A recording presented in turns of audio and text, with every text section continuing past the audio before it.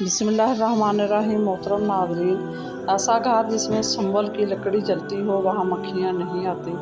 मौसम सरमा में अखरोट खाया करो, ये गुर्दों को गर्म रखता है और सर्दी को दूर करता है।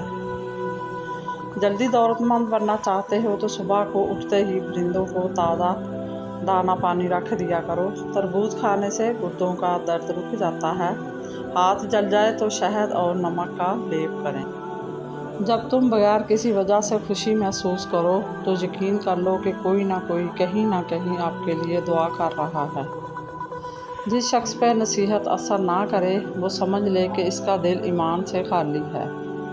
हज़रत अबू बकर सदीक़ रज़ियल्लाहु ताला अन्हा ने फरमाया, हर चीज़ का सवाब का अंदाज़ा है मगर सब्र के सवाब का कोई अंदाज़ा नहीं।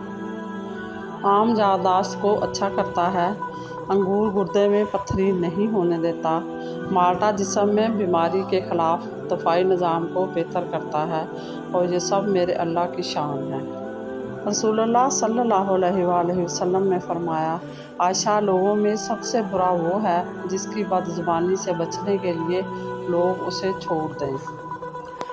इमाम मूसा काज़म अलैहिस्सलाम ने फरमाया, खड़े होकर कंघी करने से दिल कमज़ोर होता है और बैठकर कंघी करने से दिल मजबूत होता है और जिल्द के अमराज दूर होते हैं।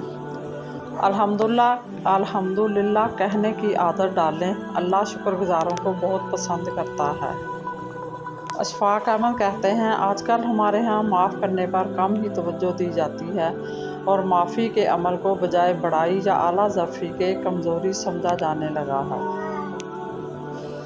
कच्चे काले चने के 11 दाने रात को गर्म पानी में भिगोएं और सुबह निहार मुँह खा लें और इनका पानी भी पी लें। चंद दिनों में घुटनों के दर्द का मसला इंशाल्लाह हल हो जाएगा। मज़ीद इसी तरह की अच्छी मालूमाती वीडियो देखने के लिए मेरे चैनल को सब्सक्राइब करें और अगर आपको वीडियो अच्छी लगे तो प्लीज़ लाइक ज़रूर कर दिया करें। अल्लाह आपका और मेरा हामी और नासर हो। जज़ाकल्लाह।